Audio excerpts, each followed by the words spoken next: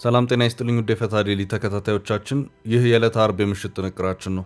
ለእናንተ አዳዲስ መረጃዎች ይሰጣሉ ያልናቸውን ሀገራዊና ዓለም አቀፋዊ ዕለታዊ መረጃዎችን አሰባስበን በማጠናቀር ተገኝተናል። ቆይታችሁን ከእኛ ጋር እንድታደርጉ የቅድሚያ አክብሮታዊ ግብዣችን ነው። ወደ ዕለቱ ዝርዝር መረጃዎቻችን ከማለፋችን በፊት በቅድሚያ ዋና ዋናዎቹን እንጠቁማችሁ። ጄኔራሉ ያስተላለፉት መልእክት እያነጋገረ ነው። በወቅታዊ ውጥረት እጅግ ጠንካራና አነጋጋሪ ትችቶችን የሰነዘሩት ጄኔራሉ ቀደም ሲል የጦርነቱ ዋና መሳሪያ ሆኖ ሲያገለግል የነበረው ሰራዊት አሁን ላይ አልዋጋም በማለት ጦርነቱን እየሸሸና ወደ የቤቱ እየተመለሰ እንደሚገኝ ገልጸዋል። መረጃውን ይዘነዋል። በኢትዮጵያ አሜሪካ አምባሳደር ወደ መቀሌ እንደሚያመሩ በሚጠበቅበት በዚህ ጊዜ ከአሜሪካ ኤምባሲ ህወሓትን ያስጠነቀቀ መግለጫ ዛሬ ወጥቷል። የአሜሪካ ኤምባሲ ዛሬ ባወጣው አጠር ያለ መግለጫው በትግራይ ክልል ያለውን ችግር ለመፍታት እየተካሄዱ ያለው የሰላም ሂደቶችን የሚያደናቅፉ ሲል የጠራቸውን አካላት በጥብቅ አስጠንቅቋል። መግለጫውን የምንመለከት ይሆናል። በአወዛጋቢ የትግራይ አዋጅ ጉዳይ ህወሓት ድምፁን አሰምቷል። ምን አለ የሚለውን የምሽቱ ጥንቅራችን ምላሹን አካቶ ይዞታል። በተጨማሪም ታግዶ የነበረና 5000 ኢትዮጵያውያንን የሚመለከተው የትራምፕ አስተዳደር ውሳኔ በችሎት መቀልበሱን፣ ኢትዮጵያ የአንድ አዲስ ግዙፍ ባንክ አባል ለመሆን ሂደት ላይ መሆኗን፣ በጋምቤላ ክልል በሴቶች ላይ አነጋጋሪ እገዳ መጣሉን እንመለከታለን። እስከ ጥንቅራችን ፍጻሜ አብራችሁን ቆዩ። የምንለቃቸው ዕለታዊ ትኩስ ዜናዎች እንዲደርሷችሁ ላይክ፣ ሼር፣ ሰብስክራይብ ማድረግ እንዳትረሱ።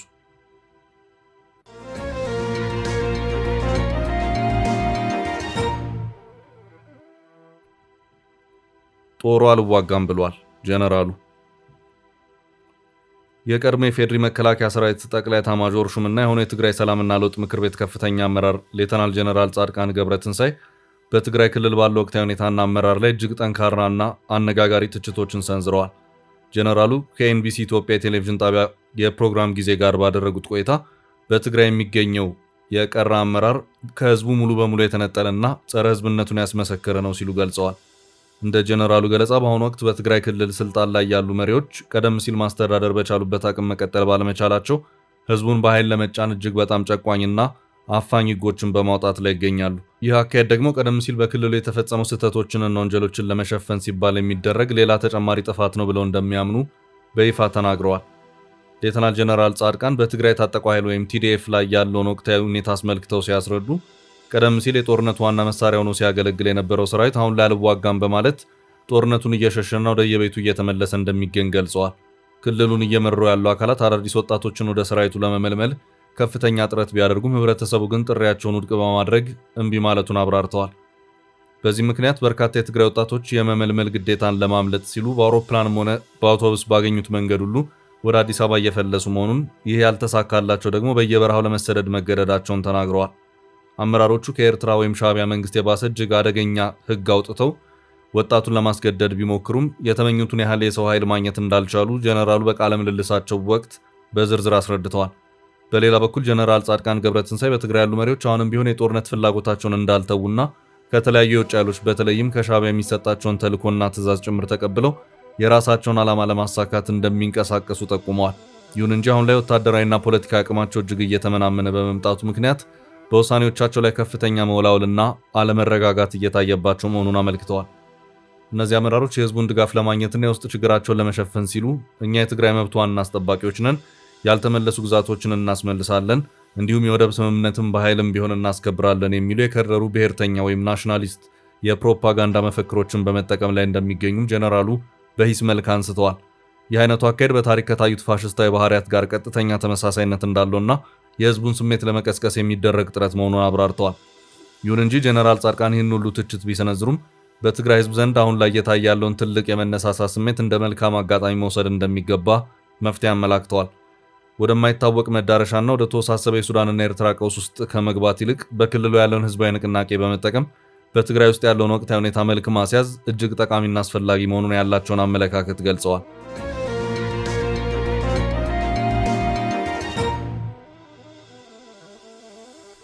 በቀጣይ ርዕስ ከአሜሪካ ለህወሓት ሌላ ማስጠንቀቂያ። በኢትዮጵያ አሜሪካ አምባሳደር ወደ መቀሌ እንደሚያመሩ በሚጠበቅበት በዚህ ጊዜ ከኤምባሲው ለህወሓት ማስጠንቀቂያ በዛሬው ዕለት ተላልፏል። የአሜሪካ ኤምባሲ ዛሬ ባወጣው አጠር ያለ መግለጫው በትግራይ ክልል ያለውን ችግር ለመፍታት እየተካሄዱ ያሉ የሰላም ሂደቶችን የሚያደናቅፉ ሲል የጠራቸውን አካላት አስጠንቅቋል። ኤምባሲው በማስጠንቀቂያው በአፍሪካ ህብረት ለሚመራው የውይይት ጥረት ቡድኑ በአስቸኳይ ትብብር እንዲያደርግ ነው ያሳሰበው። የፖለቲካ መሪዎች የፕሪቶሪያ ግጭት ማቆም ስምምነትን ሙሉ ለሙሉ ተግባራዊ ማድረጋቸው እጅግ አስፈላጊ ነው ሲል ኤምባሲው ገልጿል። ኤምባሲው ይህን የገለጸው በትግራይ ክልል ያለውን ሁኔታ በተመለከተ በቃል አቀባዩ በኩል ዛሬ ከሰዓቱም ባወጣው መግለጫ ነው። የዛሬው መግለጫ አሜሪካ አክራሪ ባለቻቸው የህወሓት አባላትና የቅርብ ቤተሰቦቻቸው ላይ የቪዛ ገደብ መጣሏን ካሳወቀች ከአንድ ሳምንት በኋላ የወጣ ነው። መግለጫው እንደ ሁለተኛ ማስጠንቀቂያም የሚቆጠር ነው። አሜሪካ እገዳውን የጣለችው በአሜሪካ የውጭ ጉዳይ ፖሊሲ ላይ ከባድና አሉታዊ መዘዞች ሊያስከትሉ ይችላሉ የተባሉ ሰዎች ቪዛ የሚከለከሉበትን ህግ በመጥቀስ እንደነበር ይታወሳል። የአሜሪካ የውጭ ጉዳይ መስሪያ ቤት ቃል አቀባይ ቶሚ ፒጌት በወቅቱ ባወጡት መግለጫ በቀጠና ያለውን ሰላምና መረጋጋት አደጋ ላይ የሚጥሉ የህወሓት ባለስልጣናትና ሌሎች ግለሰቦችን ለማጋለጥና ተጠያቂነትን ለማስፈን ያሉትን መሳሪያዎች ሁሉ እንጠቀማለን ማለታቸው አይዘነጋም። የዛሬ አሜሪካ ኤምባሲ መግለጫ ህወሓትን በቀጥታ ባይጠቅስም ሆነ ብለው የሰላም ሂደቶችን የሚያደናቅፉ አካላት አገላለጽ ተጠቅሟል። በክልሉ ያለው የፖለቲካና የሲቪል ማህበረሰብ መሪዎችም በፖለቲካዊ ውይይት መሳተፍ እንደሚገባቸውም ኤምባሲው በመግለጫው አክሎ አሳስቧል። አሜሪካ ይህን ብትልም ማዕቀቡንም አንድ ወገንን የለየ ሲል የተቃወመው ህወሓት የፕሪቶሪያ ግጭት ማቆም ስምምነት መፍረሱን በተደጋጋሚ በሚያወጣቸው መግለጫዎች ሲያስታውቅ መቆየቱ ይታወሳል። በአዲስ አበባ የሚገኘው የአሜሪካ ኤምባሲ በቀጣይ ጊዜያት በትግራይ በሚያደርገው ጉብኝት ከአካባቢው መሪዎችና ሰብአዊ እርዳታ ከሚያከናውኑ አካላት ጋር የመወያየት እቅድ እንዳለውም በመግለጫው ላይ ሰፍሯል። ሆኖም ጉብኝቱ መቼ እንደሚካሄድ በመግለጫው አልተጠቀሰም። የኤምባሲው መግለጫ ዩናይትድ ስቴትስ ለትግራይ ክልል የሚያደርጉትን ወሳኝ የሆነ የነፍስ አድን ሰብአዊ እርዳታ አቅርቦትን እንደምትደግፍም ጨምሮ አመልክቷል። ቀጠና የሚኖረው የረጅም ጊዜ መረጋጋት የአካባቢው ማህበረሰቦች ከአስቸኳይ ጊዜ እርዳታ ተቀባይነት ራስን ወደ መቻል እንዲሸጋገሩና ችግርን የመቋቋም አቅም እንዲያጠናክሩ ያደርጋል ሲልም የኤምባሲው መግለጫውን አጠቃሏል።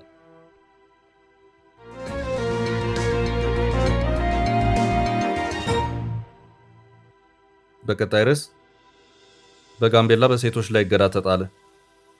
በጋምቤላ ክልል ሴቶች ላይ እገዳ ተጥሏል። እገዳው ከአለባበስ ጋር በተያያዘ የተጣለ ገደብ መሆኑ ታውቋል። ከዚሁ ጋር በተያያዘ በዛሬው ዕለት መረጃውን ያሰራጨው ዶቼ ቬለ እንዳመለከተው ከሆነ ክልከላው በዋነኝነት ሴቶች አጫጭር ቀሚሶችን እንዳይለብሱ የሚያደርግ ነው። ዘገባው ሴቶች አጫጭር ቀሚሶችን ለብሰው ከተገኙ እስከ 3000 ብር ቅጣት የሚጣልባቸው መሆኑንም አመልክቷል። በክልሉ አጭር ቀሚስ መልበስ እስከ 3000 ብር የገንዘብ ቅጣት ያስከትላል መባሉ በማህበራዊ መገናኛ ዘዴዎች መነጋገሪያ ሆኗል ያለው ዘገባው ደንቡ የተደነገገው ሴቶች ላይ የሚፈጸመውን ጾታዊ ጥቃት ለመከላከል በሚል እየተነገረም ነው ብሏል። ዶቼ ቬለ በዚሁ ዘገባው ለማጣራት ባደረግኩት ጥረት በጋምቤላ አቦቦ ወረዳ ነዋሪ አጭር ቀሚስ መልበስ መከልከሉን አረጋግጫለሁ ብሏል። በተጨማሪም ልጆች መጠጥ ቤት እንዳይገቡም ጭምር እገዳ ተጥሏል ሲሉ ነዋሪዎች መረጃውን አድርሰውኛል ሲልም አስታውቋል። በተጨማሪም የጋምቤላ ነዋሪ ደግሞ ተርኪዲ በተባለው የስደተኞች መጠለያ ጣቢያም ሴቶች ሱሪ እንዳይለብሱ እገዳ ተጥሏልም ተብሏል። ዶቼ ቬለ በዘገባው እንዲህ ያለው እርምጃ መነሻው የማህበረሰብን ደህንነት ከመጠበቅ አንጻር የሚታይ እንደሆነ የሚገልጹ ያሉ መሆኑን በማመልከት አለባበስ ለጥቃት ተጋላጭነትን ይቀንሳል የሚለውን አመክንዮ ብዙዎች አይስማሙበትም ሲልም ዘገባውን አሳርጓል። ወንጀለኞችንና አጥቂዎችን ይዞ በህግ መጠየቅና መቅጣት ሲገባ የጥቃት ሰለባዎችን ራሳችሁን ገረፋሪዎች በአለባበሳችሁ ተከላከሉ የማለት ያህል ነው በሚልም ይተቻሉ።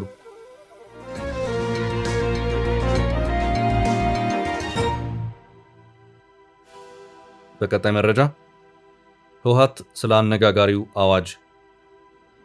ህወሓት የግዳጅ ወታደራዊ አገልግሎትንና በሞት የሚያስቀጡ ድንጋጌዎችን የያዘ አዋጅ ተግባራዊ እንዲሆን ትዕዛዝ ማስተላለፉን ተከትሎ ድምፁን አሰምቷል።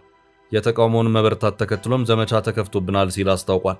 የደብረጽዮን ገብረ ሚካኤል ምክትል የሆኑት አቶ አማኑኤል አሰፋ ከአዋጁ ጋር በተያያዘ ዘመቻ ተከፍቶብናል ሲሉ መናገራቸውን የዛሬው የቢቢሲ ዘገባ አመላክቷል። አዋጁን ዓለም አቀፍ የሰብአዊ መብቶች ተሟጋች የሆነው ሂውማን ራይትስ ዎችን ጨምሮ ሌሎች በርካታ ሰዎችና ተቋማትም አጥብቀው ተቃውመውታል። አቶ አማኑኤል አሰፋም ዘመቻ ተከፍቶብናል ያሉት ከዚሁ ጋር በተያያዘ መሆኑም ታውቋል። እንደ ቢቢሲ ዘገባ ከሆነ አዋጁን በተመለከተ እሳቸውና ሌሎች የህወሓት አመራሮችም ስልጠናዎችን ሲሰጡ ከርመዋል። አዋጁ በፌዴራሉ መንግስት ህገወጥ ነው በተባለው የህወሓት ምክር ቤት የጸደቀ ሲሆን ባለው የህግ አሰራር መሰረትም በጋዜጣ ታትሞ ለህዝብ ይፋ መሆን ነበረበት። ሆኖም ቢቢሲና ሌሎች የመረጃ ምንጮች ባሰራጯቸው ዘገባዎች እንዳመለከቱት ከሆነ የጋዜጣው ጉዳይ ተዘሎ በውስጥ አሰራርና ከበላይ ወርዷል በተባለው ትዕዛዝ አስፈጻሚ አካላት እንዲተገብሩት በምክር ቤቱ አፈ ጉባኤ በኩል ደብዳቤ የተጻፈ መሆኑን የዛሬው የቢቢሲ ዘገባ አመልክቷል።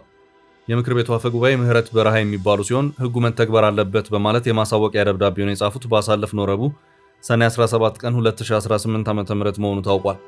በህወሓት ሊቀመንበር ዶክተር ደብረጽዮን ገብረ ሚካኤል የሚመራው ካቢኔ ኃላፊዎችም ስለ አዋጁ ለፍትህና ጸጥታ አካላት ስልጠና ሲሰጡ ከርመዋልም ተብሏል። የስልጠናውን መጠናቀቅ ተከትሎ አፈ ጉባኤው ለክልሉ ፍትህ ቢሮ በጻፉት ደብዳቤ ህጉ ተግባራዊ መሆኑን እንዲጀምር መመሪያ የሰጡ መሆኑን የቢቢሲ የዛሬው ዘገባ አመላክቷል። ደብዳቤው በዋነኝነት ለክልሉ ፍትህ ቢሮ ከተጻፈ በኋላ የትግራይ ከፍተኛ ፍርድ ቤትና የፖሊስ ኮሚሽን በግልባጭ እንዲደርሳቸው ተደርጓልም ተብሏል።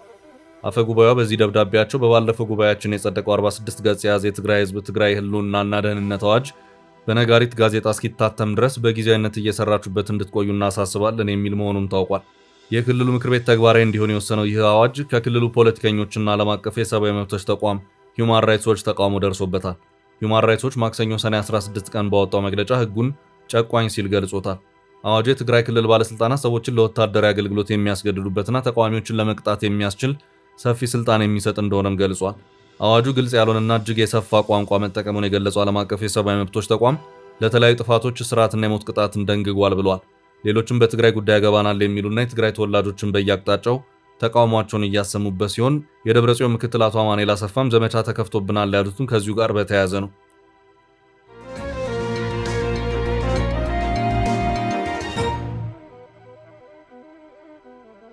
በቀጣይ መረጃ 5000 ኢትዮጵያውያንን የሚመለከተው የትራምፕ ውሳኔ።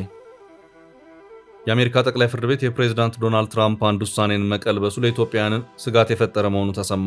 ፍርድ ቤቱ ትራምፕ ለሄቲና ለሶሪያ ስደተኞች ተሰጥቶ የነበረውን ጊዜያዊ የሕግ ጥበቃ TPS ያቋረጠበትን እርምጃ የሚደግፍ ውሳኔ አስተላልፏል።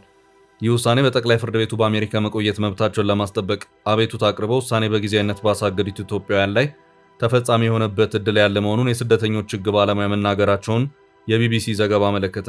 ቴምፖራሪ ፕሮቴክትድ ስታተስ የተባለው ይህ አሰራር ግጭት፣ የተፈጥሮ አደጋ ወይም ሌላ ለደህንነት አስጊ የሆነ ክስተት ካለባቸው ሀገራት የሚመጡ ስደተኞች አሜሪካ ውስጥ እንዲቆዩ ጊዜያዊ የሕግ ጥበቃ መብት የሚሰጥ ሲሆን በኢትዮጵያ በሰሜኑ ጦርነት የተነሳ በዚህ ጥላ ስር በርካታ ኢትዮጵያውያን በአሜሪካ ይገኛሉ።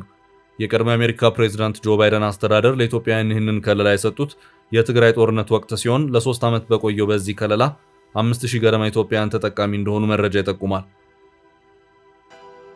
በስደተኞች ላይ ጠንካራ እርምጃዎችን እየወሰደ ያለው የፕሬዝዳንት ትራምፕ አስተዳደር ኢትዮጵያ፣ ሄቲና ሶሪያን ጨምሮ ከበርካታ ሀገራት ለመጡ ስደተኞች የተሰጠውን የዚህን መብት ተፈጻሚነት በዓመቱ ታህሳስ ወር እንዲቋረጥ አድርጓል። ውሳኔውን ተከትሎ የአሜሪካ ሀገር ውስጥ ደህንነት መስሪያ ቤት ኢትዮጵያንን ጨምሮ ከለላ የሚመለከታቸው ስደተኞቹ እስከ የካቲት ድረስ ባለ የ60 ቀናት ገደብ ውስጥ ከአሜሪካ እንዲወጡ ትዕዛዝ ሰጥቶም ነበር። ይሁን እንጂ 3 ኢትዮጵያውያን አፍሪካ ኮሚኒቲስ ቱጌዘር ከተባለ የአፍሪካውያን ስደተኞች መብት ተሟጋች ቡድን ጋር በመሆን በቦስተን ከተማ ለሚገኝ የፌዴራል ፍርድ ቤት አቤቱታ ያቀረቡ ሲሆን ጉዳዩን የተመለከቱት የፌዴራል ዳኛም አቤቱታውን በዝርዝር ለመመልከት ሲሉ እርምጃውን በማገድ የኢትዮጵያውያኑ ቆይታ እንዲራዘም የሚያደርግ ውሳኔ መስጠታቸው ይታወሳል። የአሜሪካ ጠቅላይ ፍርድ ቤት ትላንት ሐሙስ ተመሳሳይ እግድ የነበረበትን ውሳኔ ቀልብሷል። ጊዜያዊ የሕግ ከለላ አግኝቶ የነበሩ 350,000 የሄቲና 6100 የሶሪያ ዜጎችን መብት ለማቋረጥ የተላለፈው የሀገሪቱ መንግስት ውሳኔ እንዲጸና ሆኗል። በተጨማሪ ጉዳዩ ዳግም በፍርድ ቤት እንዳይታይ እንደሚከለክል ነው የተገለጸው። በአሜሪካ ሚኒሶታ ግዛት የስደተኞች ጠበቃ የሆኑት ሙሉ ዓለም ጌታቸው ይህ የጠቅላይ ፍርድ ቤት ውሳኔ በሂደት ላይ ባለው ኢትዮጵያውያን አቤቱታ ላይም ሊተገበር እንደሚችል መናገራቸውን ቢቢሲ ዘግቧል። የአሜሪካ ጠቅላይ ፍርድ ቤት ውሳኔዎች ውጤት ክሱ በቀረበበት በአንድ መዝገብ ላይ ብቻ እንደማያበቃ የሚያስረዱት ጠበቃ ሙሉ ዓለም ከዚህ በኋላ የታች ፍርድ ቤቶች ተመሳሳይ ኬዞችን እንደዚህ ነው መመልከት ያለባቸው የሚል መመሪያ ጭምር ነው ሲሉ የሚኖረውን ተጽዕኖ አብራርተዋል። ባለሙያ የፍትህ መስሪያ ቤት ወደ ጠቅላይ ፍርድ ቤት የወሰደው የሄቲና የሶሪያን ጉዳይ ብቻ ቢሆንም ውሳኔው ግን በኋላ ላይ ተግባር ላይ የሚውለው ለሁሉም ነው ብለዋል።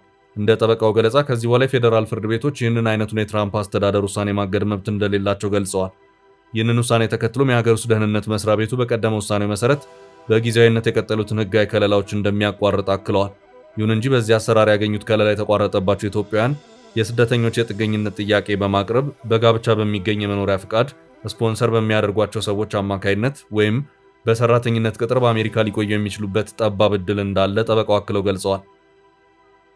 በአንድ መንገድ የተገኘ ከለላ ሲቋረጥ ወደ ሌላ አማራጭ የሚቀየርበት አሰራር ግን እጅግ ከባድ መሆኑን አመልክተዋል።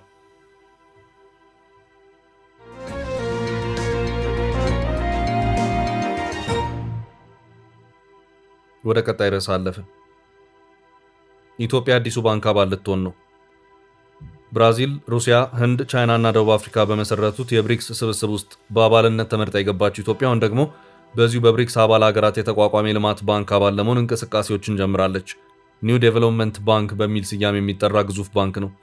ዋና መስሪያ ቤቱን በቻይና ሻንጋይ ያደረገው ይህ ባንክ በምዕራቡ ዓለም ከሚዘወሩት ዓለም አቀፍ የገንዘብ ድርጅት IMF እና ዓለም ባንክ ጋር የመገዳደር አቅምን እየገነባ ይገኛል።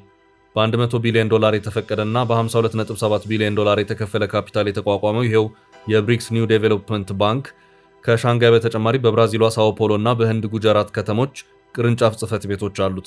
በዚህም የልማት ባንክን ኢትዮጵያ በአባልነት እንድትቀላቀል የሚያስችላት ረቂቅ አዋጅ ለሕዝብ ተወካዮች ምክር ቤት የተመራ መሆኑን የዛሬው ኢትዮጵያ ኢንሳይደር ዘገባ አመላክቷል። ኢትዮጵያ ባንኩን ከተቀላቀለች ከደቡብ አፍሪካ፣ ግብፅና አልጄሪያ በመቀጠል አራተኛው አፍሪካዊት የልማት ባንኩ ሀገር ትሆናለች። እንደ ዘገባው ከሆነ ብራዚል፣ ሩሲያ፣ ህንድ፣ ቻይና እና ደቡብ አፍሪካ የባንኩ መስራች አባላት ሲሆኑ ባንግላዴሽ፣ የተባበሩት አረብ ኤምሬቶች፣ ግብፅ፣ አልጄሪያ እና ኡዝቤኪስታን ባለፉት 5 ዓመታት ባንኩን በአባልነት የተቀላቀሉ ሀገራት ናቸው። ኒው ዴቨሎፕመንት ባንክ ታዳጊ ሀገራት ለሚያከናውኗቸው የመሰረተ ልማትና የዘላቂ ልማት እቅዶች የሚውል ገንዘብ ለማሰባሰብ የተቋቋመ ሲሆን ኢትዮጵያም ባንኩን በአባልነት መቀላቀሏ ለሀገራዊ ልማት ፋይናንስ፣ ለመሰረተ ልማት ድጋፍና ለማክሮ ኢኮኖሚ መረጋጋት አማራጭ የገንዘብ ምንጮችን ለማግኘት ያስችላታል ተብሎ እንደሚታመን የጠቅላይ ሚኒስትር ጽሕፈት ቤት ያወጣው መግለጫ አስታውቋል። ረቂቅ አዋጁ በፓርላማ ጸድቆ ለባንኩ የገዢዎች ቦርድ ሲገባ ኢትዮጵያ ከደቡብ አፍሪካ፣ ግብፅና አልጄሪያ በመቀጠል አራተኛው አፍሪካዊት የልማት ባንኩ አባል ሀገር እንደምትሆንም በዘገባው ተመላክቷል።